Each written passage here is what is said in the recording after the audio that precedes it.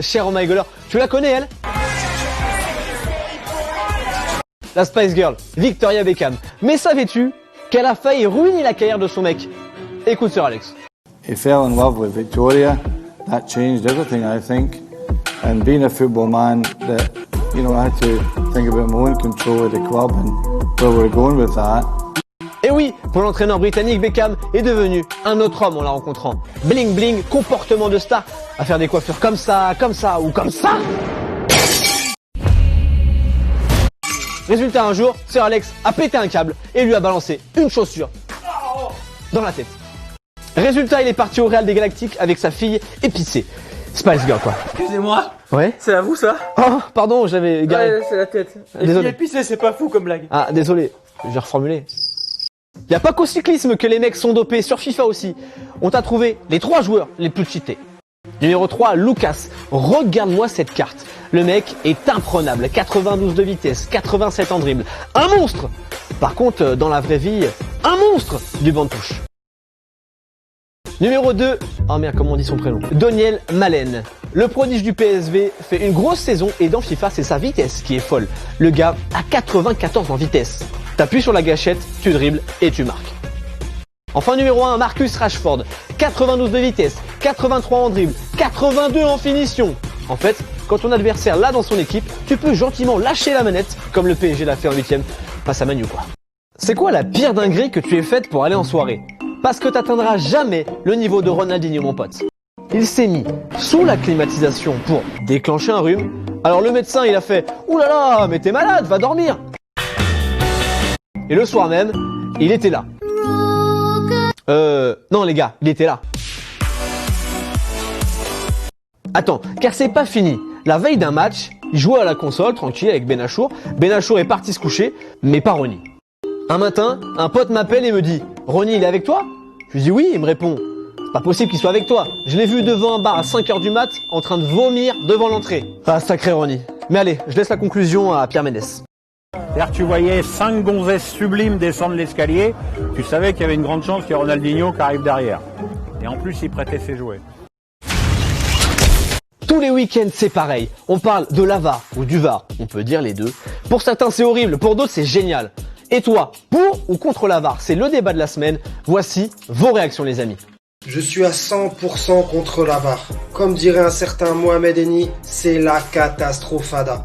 Nul, nul, nul. C'est n'importe quoi, on le voit dernièrement, des erreurs malgré la VAR. Elle ne sert strictement à rien à part tuer le football. Ça tue les émotions. Arrêtez avec ça. Moi, je suis pour la VAR, ça a évité des débats stériles en fin de match. Pourquoi l'arbitre n'a pas vu le ballon? Pourquoi il n'a pas vu l'action? Voilà, c'est réglé. Sauf qu'on devrait avoir un arbitre qui regarde les vidéos et qui dit directement il y a pénalty, il n'y a pas pénalty, il y a hors-jeu ou pas. Sans avoir à dire à l'arbitre sur le terrain de venir vérifier. Ça fait gagner du temps. Et le temps, c'est de l'argent.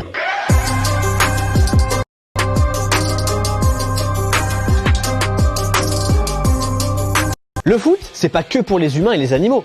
Les pelleteuses aussi ont le droit de taper dans le ballon. Tiens d'ailleurs, élit la meilleure action de pelleteuse dans le Tractopelle Awards.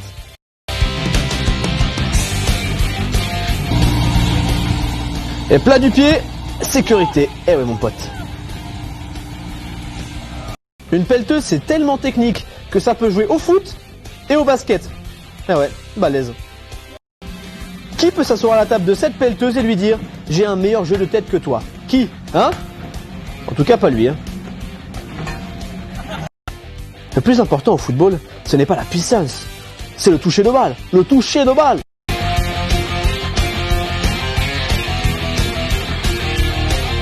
Pour la 304e fois, Neymar est blessé au PSG. T'inquiète pas, il va revenir. Mais il va bien recoller une douille au PSG, hein. Bon, quelle sera la prochaine? Fais une capture d'écran pour découvrir le prochain mot d'excuse de Neymar pour ne pas jouer.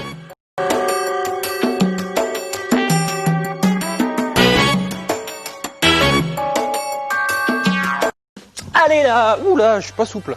Cette semaine, on fête l'anniversaire du retourné magnifique de Zlatan contre l'Angleterre. Du coup, on va se faire un petit quiz spécial but de légende. Et non, il n'y a pas le dernier but de Valère Germain dedans. C'est parti. Question numéro 1, quel joueur du Bayern a glissé face à Messi en 2015?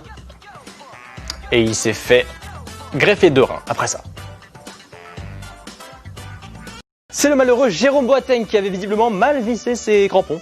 Une glissade terrible et dans la foulée, un tas de mèmes sur les réseaux sociaux, une grève de rein et voilà. Question numéro 2, quel joueur a centré parfaitement pour la volée de Zidane contre Leverkusen en 2001 ? Tu t'en souviens forcément de ce but et même si t'étais pas né. Et ça c'est fort. Roberto Carlos, bien sûr, impossible d'oublier ce but pour tout fan de foot français et un but rendu possible par la légende brésilienne. Question 3, contre quelle équipe Diego Maradona a-t-il marqué de la main en 86 ? Non, ce n'était pas l'Irlande, ça, c'est Thierry Henry.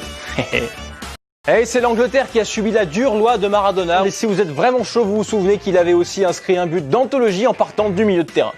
Et oui, à l'époque, Maradona n'était pas qu'un fou, c'était aussi un grand joueur de foot. Question numéro 4, quel joueur du Real Madrid a inscrit un ciseau dingue en finale de Ligue des Champions 2018 ? Tu le connais. Eh, il est peut-être tout le temps blessé le Gallois, mais quand il s'agit de marquer dans les grands matchs, il est toujours présent, le petit Gareth Bale. Alors rien que pour ce but, on doit le respecter. Et parce que c'est un excellent golfeur aussi. Ultime question, contre quelle équipe française Griezmann a-t-il inscrit un ciseau en Ligue des Champions ? Si tu es fan de cette équipe, tu as encore mal. Parce qu'il avait une teinture blonde, c'était horrible. Bah mais Jean-Michel, fallait pas le refuser le grisou aux portes du centre de formation, hein. Résultat, un match perdu 2-0, un but fantastique encaissé, pas de qualification en Champions League. Et ouais, les Lyonnais se sont fait cisailler. Et si t'as compris la vanne, c'est que t'as un humour pourri tout comme moi. Oh my god, l'hebdo c'est fini, comme le vrai foot, le foot de club. Mais on revient la semaine prochaine et on parlera de notre week-end sans vrai foot.